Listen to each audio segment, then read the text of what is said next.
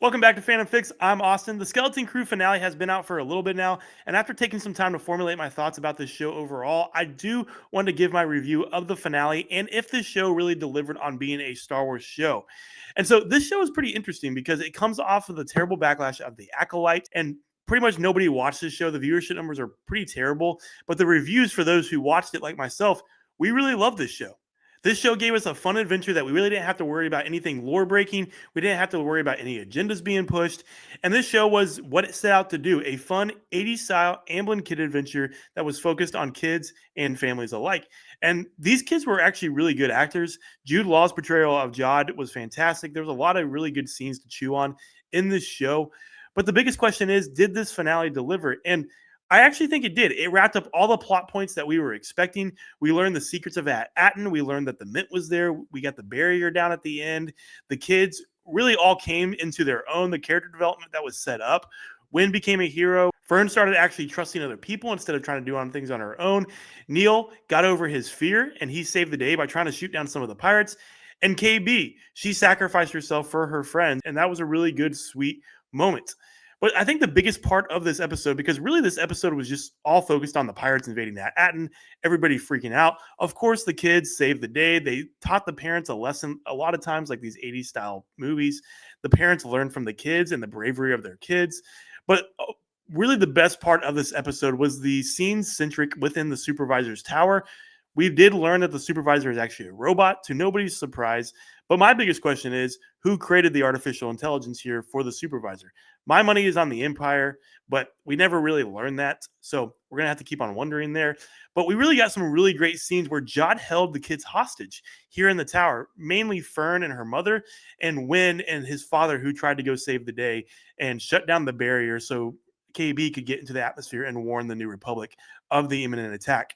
And so the scenes here were really good. There was a lot of back and forth between Jod and the kids. There was some good dialogue here where we actually learned Jod's background. There was some dialogue here where Jod talked about how he learned the Force at a young age. His master found him and started training him. But when the purge happened, when Order 66 happened, he watched his master get gunned down.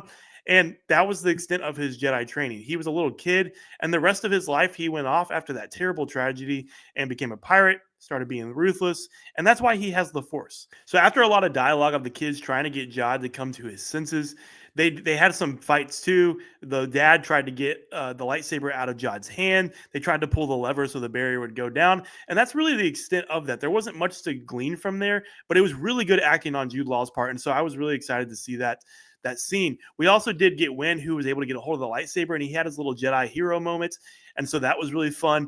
But once the barrier went down, pretty much the show was over. The New Republic was able to get there from the Owl Lady Kim.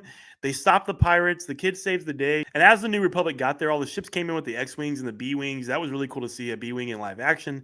And as the kids decided to go find KB, who had crash landed her ship after contacting the New Republic, they left Jod in the tower. Wynn tried to save Jod. He tried to get him to come with him as a redemption arc. But Jod basically just stood there and watched out the window as the New Republic came and took over his pirate crew. And so we didn't get a lot of answers of what happened to Jod after this, because we don't see Jod again after this scene. And so pretty open-ended. Are we going to get Jod in a new series? I would be shocked if they didn't utilize Jod more. He was really good in this role. It would have been really nice to see some backstory of his time as a Jedi, but we did not get that. We have seen online since this show ended that they did actually film a flashback of his time with his master. It just got cut from the show. So maybe that will come down the line in an animated show, a comic. Who knows what will happen? But the show pretty much ended with the kids all reuniting. KB asked, "Did we win?" after she crash landed the ship. And Wid stood there and looked up in the sky and saw the X-Wings flying by. And he just smiled. And his dad called his name. And the show ended. It was very much an 80s ending, because most of you who have seen movies like Karate Kid, Goonies, all that kind of stuff, those movies just end very much like there's an adventure still to happen, but you don't really get to see the rest of it, right? And so that's how this ended. There was still much more adventure for these kids to have. And there's obviously a larger connection with the New Republic. What's going to happen with Atten now that the barrier is down? We do not know. Maybe we'll get another season. Maybe we won't. But it was a satisfying conclusion other than some of these open-ended questions with Jod and the New Republic. Now, the biggest question here is, was this a Star Wars show? because there were lightsabers. There was obviously a backstory with a Jedi. There were space pirates. There were planets that were mentioned. The New Republic's involved. There were X-wings. There were references of the past with the Clone Wars and the Rebellion. But just because there are references to the larger universe doesn't make it a Star Wars show.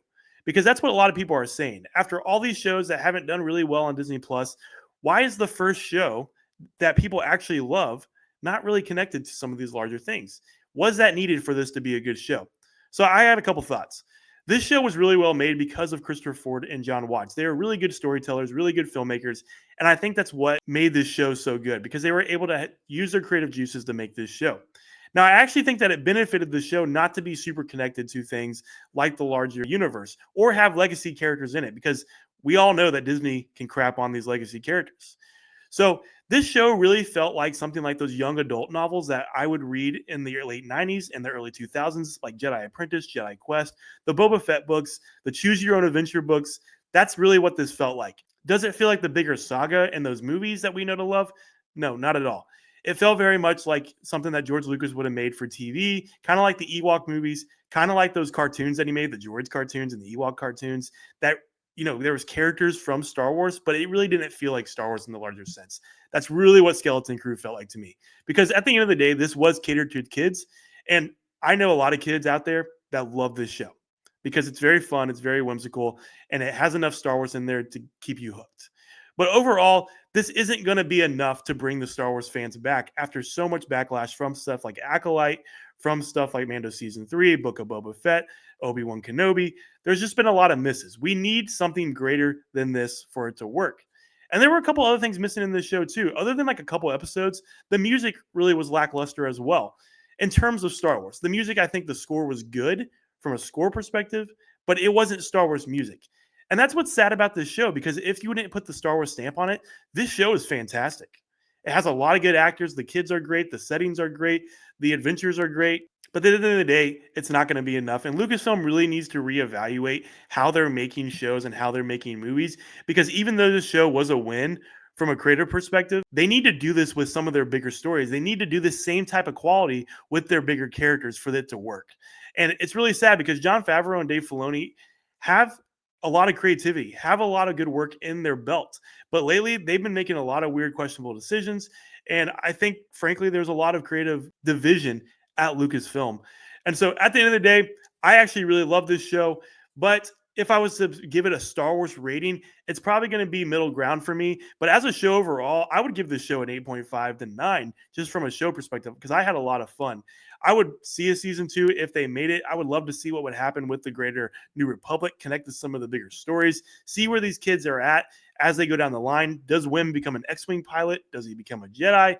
Who knows? Would love to see. But if Lucasfilm is out there listening, I really think you guys need to evaluate how this show did and how you have treated the fans up until this point and why people didn't watch a show that actually was really good quality. And so would love to know what your thoughts are out there. Did you like this show? Did you think it was a good Star Wars show? Did you think it was a good show in general? Or did you hate this show altogether? I know there's a lot of questions out there that people have around Star Wars because there's a lot of divisiveness. Where is Star Wars headed from here?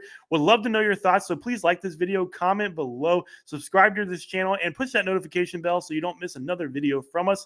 But until next time, we'll see you in the next video.